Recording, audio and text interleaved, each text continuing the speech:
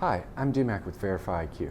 VerifyiQ is the premier practice management solution for the modern accounting firm using QuickBooks Online or Xero. Welcome to our setup series. Here we will be discussing your frequently asked questions. In today's video, I will show you how to clear sync issues for QuickBooks Online. Generally, these issues are found by the bookkeeper since they are discovered at the start of the review process. So, after selecting the dates for the review, after selecting the personnel working on the review, if you click Start File Review, you will see this pop-up box, QuickBooks Connection Issues. So when this happens, we recommend that the bookkeeper reaches out to the admin, because we always recommend that the admin make these integrations.